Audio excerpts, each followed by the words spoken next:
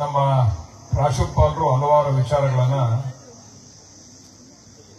ನಮ್ಮ ಗಮನಕ್ಕೆ, ಮ್ಯಾನೇಜ್ಮೆಂಟ್ ಕಮಿಟಿಯ ಗಮನಕ್ಕೆ ತಂದಿದ್ದಾರೆ.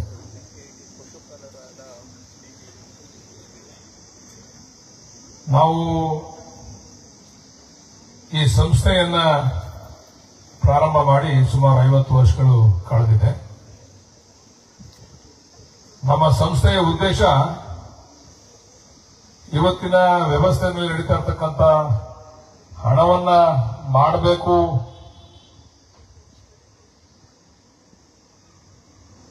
ಹಣದಿಂದ ನಾವು ಬೇರೆ ರೀತಿಯ ಅದರ ಅನುಕೂಲವನ್ನು ಪಡ್ಕೋಬೇಕು ಅಂತಕ್ಕಂಥ ಉದ್ದೇಶದಿಂದ ಈ ಸಂಸ್ಥೆಯನ್ನು ನಮ್ಮ ಹಿರಿಯರು ಪ್ರಾರಂಭ ಮಾಡಲಿಲ್ಲ. ನಮ್ಮ ಉದ್ದೇಶ ಇದ್ದಿದ್ದು ಮಿಡ್ಲ್ ಕ್ಲಾಸ್ ಮತ್ತು ಲೋವರ್ ಕ್ಲಾಸ್ ಮಕ್ಕಳಿಗೂ ಕೂಡ ಉತ್ತಮವಾದಂತ ವಿದ್ಯಾಭ್ಯಾಸ ಸಿಗಬೇಕು. ಅದರಲ್ಲೂ ಕೂಡ ಬೆಂಗಳೂರಿನಲ್ಲಿ ನಮ್ಮ ಗ್ರಾಮೀಣ ಭಾಗದಿಂದ ಬರ್ತಕ್ಕಂಥ ಮಕ್ಕಳಿಗೆ ಇವತ್ತಿನ ವ್ಯವಸ್ಥೆಯಲ್ಲಿ ಬರೀ ಶಿಕ್ಷಣದಿಂದ ವಂಚಿತರಾಗ್ತಾ ಇದ್ದಾರೆ. ಅದಕ್ಕೆ ತಕ್ಕಂತ ಒಂದು ವಿದ್ಯಾಸಂಸ್ಥೆಯನ್ನ ಕಟ್ಟಬೇಕು ಅಂತಕ್ಕಂಥ ಆಲೋಚನೆಯನ್ನ ಇಟ್ಕೊಂಡು ಈ ಸಂಸ್ಥೆಯನ್ನ ಪ್ರಾರಂಭ ಮಾಡಿದ್ವಿ. ಇವತ್ತಿಗೆ 50 ವರ್ಷ. ಬಹುಶಃ ವಿಕೆಐಟಿ ಪ್ರಾರಂಭ ಆಗಿ 29 ವರ್ಷ ಆಗಿದೆ. ಇವತ್ತು ನಾವು ಸ್ಕಾಲರ್ಶಿಪ್ ಅನ್ನ ಕೊಟ್ಟು ನಮ್ಮ ಮಾತಾಡ್ತಕ್ಕಂಥ ಸಂದರ್ಭದಲ್ಲಿ ಕೆಲವರು ಹೇಳಿದ್ರು, ಸ್ಕಾಲರ್ಶಿಪ್ ಅನ್ನು ನಾವು ಯಾರು ಕೊಟ್ಟಿದ್ದೇವೆ ಅಂತ ಹೇಳಿ. ನೀಡಿ ಮತ್ತೆ ಬಡವರು ಕೊಟ್ಟಿದ್ದೇವೆ. ಅಂದ್ರೆ ನೀವೆಲ್ಲರೂ ಕೂಡ ಇಂಜಿನಿಯರ್ ಆಗಬೇಕು ಅಂತಕ್ಕಂಥ ಆಸೆಯನ್ನ ಇಟ್ಕೊಂಡು ಈ ಸಂಸ್ಥೆಗೆ ಸೇರಿದ್ದೀರಾ.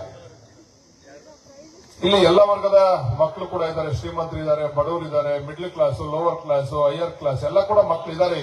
ನೀವೆಲ್ಲ ಒಟ್ಟಿಗೆ ಓದ್ತಾ ಇದ್ದೀರಾ. ಆದ್ರೆ ನಾವು ಕೆಲವ್ರನ್ನ ಮಾತ್ರ ಇದರಲ್ಲಿ ಆಯ್ಕೆ ಮಾಡಿದ. ನಾವು ಯಾರಿಗೆ ಇದನ್ನ ಕೊಡಬೇಕು, ಯಾರಿಗೆ ಅವಶ್ಯಕತೆ ಇದೆ ಅಂತಕ್ಕಂಥದ್ದನ್ನ, ಅದರ ಹಿಂದಿನ ನೋವನ್ನ ನೀವೆಲ್ಲ ಕೂಡ ಅರ್ಥ ಮಾಡ್ಕೋಬೇಕು. ನಮ್ಮ ಮಕ್ಕಳುಗಳು, ನಮ್ಮ ತಂದೆ ತಾಯಂದಿರು ನಮಗೆ ಶಕ್ತಿ ಇಲ್ಲದೆ ಇದ್ರು ಕೂಡ, ನಿಮ್ಮ ತಂದೆ ತಾಯಂದಿರು ಅವರಿಗೆ ಶಕ್ತಿ ಇಲ್ಲದೆ ಇದ್ರು ಕೂಡ ಕಷ್ಟಪಟ್ಟು ನನ್ನ ಮಕ್ಕಳು ಇಂಜಿನಿಯರ್ ಆಗಲೇಬೇಕು ಅಂತಕ್ಕಂಥ ಉದ್ದೇಶವನ್ನ ಇಟ್ಕೊಂಡು ಈ ಸಂಸ್ಥೆಗೆ ಸೇರಿಸಿದ್ದಾರೆ ನಿಮ್ಮನ್ನ.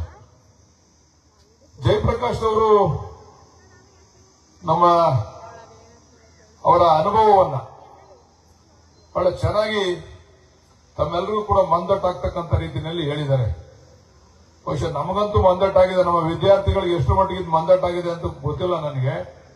ಹಲವಾರು ವಿಚಾರಗಳನ್ನ ಅವರು ಮಾತಾಡ್ತಕ್ಕಂಥ ಸಂದರ್ಭದಲ್ಲಿ ಹೇಳಿದ್ರು. ಒಬ್ಬ ಇಂಜಿನಿಯರ್ ಯಾವ ವಿಷನ್ ಇಟ್ಕೊಂಡು ಕೆಲಸ ಮಾಡಬೇಕು ಅಂತಕ್ಕಂಥದನ್ನ, ಯಾವುದೇ ಒಂದು ಕೆಲಸವನ್ನು ಕೊಟ್ಟರು ಕೂಡ ಅದರಲ್ಲಿ ಕೀಳಿರಿಮೆಯನ್ನ ಪ್ರದರ್ಶನ ಮಾಡಬಾರದು, ಅದರಲ್ಲಿರ್ತಕ್ಕಂಥ ಸತ್ವವನ್ನ ಹೊರಗಡೆ ತಕ್ಕತಕ್ಕಂಥ ಕೆಲಸವನ್ನ ಮಾಡಬೇಕು. ಪ್ರತಿಯೊಬ್ಬರಲ್ಲೂ ಕೂಡ ಅವ್ರದೇ ಆದಂತ ರೀತಿಯಲ್ಲಿ ಬುದ್ಧಿವಂತಿಕೆ ಮತ್ತೆ ಶಕ್ತಿ ಇರ್ತದೆ. ಆದ್ರೆ ಅದನ್ನ ಸಾರ್ವಜನಿಕವಾಗಿ ಉಪಯೋಗ ಆಗ್ತಕ್ಕಂಥ ರೀತಿಯಲ್ಲಿ ಅದನ್ನ ತಮ್ಮ ಬುದ್ಧಿವಂತಿಕೆಯನ್ನು ಪ್ರದರ್ಶನ ಮಾಡಬೇಕು ಅಂತಕ್ಕಂಥ ದೃಷ್ಟಿಯನ್ನು ತಾವೆಲ್ಲ ಇಟ್ಕೋಬೇಕು ಅಂತಕ್ಕಂಥ ವಿಚಾರವನ್ನ ಬಹಳ ಚೆನ್ನಾಗಿ ತಾವೆಲ್ಲರೂ ಕೂಡ ಮೋಟಿವೇಟ್ ಮಾಡಿದ್ದಾರೆ ಅಂತ ನಾನಾದ್ರೂ ಕೂಡ ಅನ್ಕೊಂಡಿದ್ದೇನೆ. ಬಹುಶಃ ನಾನು ಹೇಳ್ತೇನೆ, ಈ ರಾಜ್ಯದಲ್ಲಿ ನೀರಾವರಿ ವಿಚಾರದಲ್ಲಿ ಇವತ್ತು ಈ ರಾಜ್ಯಕ್ಕೆ ಏನಾದರೂ ನ್ಯಾಯ ಸಿಕ್ಕಿದೆ, ಅದರ ಪರವಾಗಿ ಅತ್ಯಂತ ಬುದ್ಧಿವಂತಿಕೆಯಿಂದ ಎಲ್ಲವನ್ನ ನಿಭಾಯಿಸಿದ್ದಾರೆ ಅಂತ ಹೇಳಿದ್ರೆ ಅದಕ್ಕೆ ಜಯಪ್ರಕಾಶ್ ಅವರು ಕೂಡ ಒಬ್ಬರು ಪ್ರಮುಖರು ಅಂತಕ್ಕಂಥದ್ದನ್ನು ನಾನು ಈ ಸಂದರ್ಭದಲ್ಲಿ ನಾನು ಅವರಿಗೆ ಥ್ಯಾಂಕ್ಸ್ ಮಾಡಲಿಕ್ಕೂ ಕೂಡ ನಾನು ಇಚ್ಛೆ ಪಡ್ತಾ ಇದ್ದೇನೆ. ಇವತ್ತು ಕೂಡ ಅವರು ನಿವೃತ್ತರಾದ್ಮೇಲೂ ಕೂಡ ಅವರ ಅನುಭವ ನಮಗೆ ನಮ್ಮ ರಾಜ್ಯಕ್ಕೆ ಬೇಕು ಅಂತ ಹೇಳಿ ನಮ್ಮ ಉಪಮುಖ್ಯಮಂತ್ರಿಗಳು ಇವತ್ತೇನಾದ್ರೂ ಕೂಡ ನಾವು ಮೇಕೆದಾಟು ಯೋಜನೆಯಲ್ಲಿ ನಾವು ಸುಪ್ರೀಂ ಕೋರ್ಟ್ ನಲ್ಲಿ ನಾವು ಜಯಗಳಿಸಿದ್ದೇವೆ ಅಂತಂದ್ರೆ ಅದಕ್ಕೆ ಅದರ ಹಿಂದೆ ಜಯಪ್ರಕಾಶ್ ಅವರು ಕೂಡ ಇದ್ದಾರೆ ಅಂತಕ್ಕಂಥದ್ದನ್ನು ಕೂಡ ನಾವು ಬಹಳ ಹೆಮ್ಮೆಯಿಂದ ಹೇಳ್ಕೋಬೇಕಾಗ್ತದೆ. ಅಂದ್ರೆ ಅವರು ಜಯಪ್ರಕಾಶ್ ಅವರು ಕೂಡ ಒಂದು ಬಡ ಕುಟುಂಬದಲ್ಲಿ ಬಂದಿರತಕ್ಕಂಥವ್ರು, ಅಂತ ಶ್ರೀಮಂತರಲ್ಲ. ಆದ್ರೆ ಈ ರಾಜ್ಯದಲ್ಲಿ ನೀರಿನ ಸಮಸ್ಯೆಯನ್ನ ಬಗೆಹರಿಸತಕ್ಕಂಥ ಮಟ್ಟಕ್ಕೆ ಅವರ ಬುದ್ಧಿವಂತಿಕೆಯನ್ನ ಪ್ರದರ್ಶನ ಮಾಡಿದ್ದಾರೆ. ಆ ಸೇವೆಯನ್ನೇ ರಾಜ್ಯಕ್ಕೆ ಕೊಟ್ಟಿದ್ದಾರೆ ಅಂತಂದ್ರೆ ಅದ್ರ ಹಿಂದೆ ಅವರ ಕಾರ್ಯತತ್ಪರತೆ ಎಷ್ಟು ಮಟ್ಟಿಗಿದೆ ಅಂತಕ್ಕಂಥದನ್ನೆಲ್ಲ ನಮ್ಮ ಮಕ್ಕಳುಗಳು, ವಿದ್ಯಾರ್ಥಿಗಳೆಲ್ಲ ಅರ್ಥ ಮಾಡ್ಕೋಬೇಕು. ದಯಮಾಡಿ ಇವತ್ತು ನಿಮ್ಮ ತಂದೆ ತಾಯಂದಿರು ಇಲ್ಲಿಗೆ ನಿಮ್ಮನ್ನ ಕಳಿಸಿರ್ತಕ್ಕಂಥದ್ದನ್ನೇ ತಾವು ಒಳ್ಳೆ ವಿದ್ಯಾರ್ಥಿಗಳಾಗಬೇಕು ಅಂತಕ್ಕಂಥದ್ದು. ನೀವು ಯಶಸ್ಸನ್ನ ಎಷ್ಟು ಮಟ್ಟಿಗೆ ಮುಂದೆ ನೋಡ್ತೀರಾ ಅಂತಕ್ಕಂಥದ್ದು ನಿಮ್ಮ ಶಕ್ತಿಯ ಮೇಲೆ ಅವಲಂಬಿತರಾಗ್ತದೆ. ಆದ್ರೆ ಒಳ್ಳೆಯ ವಿದ್ಯಾರ್ಥಿ ಆಗಬೇಕು ಅಂತಕ್ಕಂಥದ್ದು ಈ ಶಾಲೆ ಮತ್ತು ಪೋಷಕರು ಬಯಸ್ತಕ್ಕಂಥದ್ದು. ಉತ್ತಮವಾದಂತಹ ವಿದ್ಯಾರ್ಥಿಗಳಾಗಬೇಕು, ಶಿಸ್ತಿನ ವಿದ್ಯಾರ್ಥಿಗಳಾಗಬೇಕು ಅಂತಕ್ಕಂಥದ್ದನ್ನು ನಾವೆಲ್ಲರೂ ಕೂಡ ಬಯಸ್ತಕ್ಕಂಥದ್ದು. ಇವತ್ತು ನಮ್ಮ ಸಂಸ್ಥೆಯಲ್ಲಿ ಇನ್ನೇನೇನು ಆಗಬೇಕು ಅಂತಕ್ಕಂಥ ವಿಚಾರವನ್ನು ನಮ್ಮ ಪ್ರಾಂಶುಪಾಲರು ನಮಗೆ ಮಂದಟ್ ಮಾಡಿಕೊಟ್ಟಿದ್ದಾರೆ. ಇನ್ನು ಕೂಡ ಹೆಚ್ಚು ಇವತ್ತು ತಾವೇನು ಪ್ರೈಸಸ್ಗಳನ್ನ ಕೊಟ್ರಿ ನೀವು ಕೆಲವರಿಗೆಲ್ಲರಿಗೂ, ನಮ್ಮ ಮಕ್ಕಳುಗಳು ಎಷ್ಟು ಬುದ್ಧಿವಂತರಿದ್ದಾರೆ ಅಂತಕ್ಕಂಥದನ್ನ ಇಲ್ಲಿ ಪ್ರದರ್ಶನ ಮಾಡಿದ್ರಿ ನೀವು. ಈ ಕಾರ್ಯಕ್ರಮದ ಉದ್ದೇಶನೇ ಅಷ್ಟು. ಯಾವ ರೀತಿ ನಮ್ಮ ಮಕ್ಕಳು ಬುದ್ಧಿವಂತರಿದ್ದಾರೆ, ಬೇರೆಯವರು ಯಾಕೆ ಬುದ್ಧಿವಂತರು ಆಗ್ಲಿಲ್ಲ, ಈ ನಮ್ಗೆ ಪ್ರೈಸ್ ಕೊಡ್ಬೇಕಾದ್ರೆ ನಾವ್ ಹಿಂದೆ ಮುಂದೆ ನೋಡ್ಬೇಕು, ಯಾರನ್ನ ಆಯ್ಕೆ ಮಾಡಬೇಕು ಅಂತ ಹೇಳಿ. ಅಷ್ಟರ ಮಟ್ಟಿಗೆ ನಮ್ಮ ಎಲ್ಲರೂ ಕೂಡ ಸ್ಪರ್ಧೆಯಲ್ಲಿ ಭಾಗವಹಿಸಬೇಕು. ಇವತ್ತು ನೀವು ಅದನ್ನ ಮಾಡಿದ್ರೆ ಏನು ಒಳ್ಳೆ ಉತ್ತಮವಾದಂತಹ ವಿದ್ಯಾರ್ಥಿಗಳನ್ನ ಗೌರವಿಸ್ತಕ್ಕಂಥ ಕೆಲಸವನ್ನ ತಾವು ಮಾಡಿದ್ದೀರಾ. ಇನ್ನೂ ಹೆಚ್ಚು ಹೆಚ್ಚು ಈ ರೀತಿ ಗೌರವ ಬರ್ತಕ್ಕಂಥ ರೀತಿಯಲ್ಲಿ ನೀವು ನಮ್ಮ ಮಕ್ಕಳನ್ನ ತಯಾರು ಮಾಡಬೇಕು ಅಂತಕ್ಕಂಥದ್ದನ್ನು ನಾನು ಈ ಸಂದರ್ಭದಲ್ಲಿ ತಮಗೆ ಕಿವಿ ಮಾತನ್ನ ಹೇಳಲಿಕ್ಕೆ ಇಚ್ಛೆ ಪಡ್ತಾ ಇದ್ದೇನೆ. ದಯಮಾಡಿ ವಿದ್ಯಾರ್ಥಿಗಳೇ, ಇವತ್ತು ಪ್ರಪಂಚ ಬಹಳ ವಿಶಾಲವಾಗಿದೆ. ವಿದ್ಯೆ ಅಂತಕ್ಕಂಥದ್ದು ಸಾಧಕನ ಸೊತ್ತು, ಸೋಂಬೇರಿಯ ಸೊತ್ತು ಅಲ್ಲ. ಯಾರು ಸಾಧನೆ ಮಾಡಲೇಬೇಕು ಅಂತಕ್ಕಂಥದನ್ನ ಮನಸ್ಸಲ್ಲಿಟ್ಕೊಂಡು ಸಾಧನೆ ಮಾಡಲಿಕ್ಕೆ ತಾವು ಹೊರಡ್ತೀರಾ, ನೀವು ಖಂಡಿತ ಯಶಸ್ಸನ್ನ ಕಾಣ್ತೀರಾ. ಏನೋ ಕಾಟಾಚಾರಕ್ಕೆ ನಮ್ಮ ಅಪ್ಪ ಅಮ್ಮ ಸೇರಿಸವ್ರೆ, ನಾನೇನೋ ಒಂದು ಇಂಜಿನಿಯರಿಂಗ್ ಗ್ರಾಜುಯೇಟ್ ಆಗ್ಬೇಕು ಅಂತಕ್ಕಂಥ ಉದ್ದೇಶವನ್ನು ಇಟ್ಕೊಂಡು ನೀವೇನಾದ್ರೂ ಆ ಒಂದು ಮನಸ್ಥಿತಿಯನ್ನ ನೀವು ಇಟ್ಕೊಂಡಿದ್ರೆ ಬಹುಶಃ ನೀವೇನು ಕೂಡ ಸಾಧನೆ ಮಾಡಲಿಕ್ಕೆ ಸಾಧ್ಯ ಇಲ್ಲ. ನೀವು ನಾನೇನಾದ್ರೂ ಒಂದು ಹೊಸತನವನ್ನ ನಮ್ಮ ದೇಶಕ್ಕೆ, ನಮ್ಮ ಜನಗಳಿಗೆ, ಸಾರ್ವಜನಿಕರಿಗೆ ಕೊಡಬೇಕು ಅಂತಕ್ಕಂಥ ಉದ್ದೇಶವನ್ನ ಇಟ್ಕೊಂಡು ತಮ್ಮ ವಿದ್ಯಾಭ್ಯಾಸವನ್ನ ಮುಂದುವರಿಸಬೇಕು. ಕೇವಲ ಪುಸ್ತಕದ ಬದನೆಕಾದ್ರೆ ಪ್ರಯೋಜನ ಆಗೋದಿಲ್ಲ. ಇವತ್ತು ನಮ್ಮ ಪ್ರಪಂಚ ಯಾವ ರೀತಿ ಬೆಳೀತಾ ಇದೆ, ನಮ್ಗೆ ಎಷ್ಟು ತೊಂದರೆಗಳಿದೆ ಅಂತ ಹೇಳಿ ನಮ್ಮ ಬೆಂಗಳೂರಿನ ಬಗ್ಗೆ ಬಹಳ ಚೆನ್ನಾಗಿ ನಮ್ಮ ಜಯಪ್ರಕಾಶ್ ಅವರು ಹೇಳಿದ್ರು.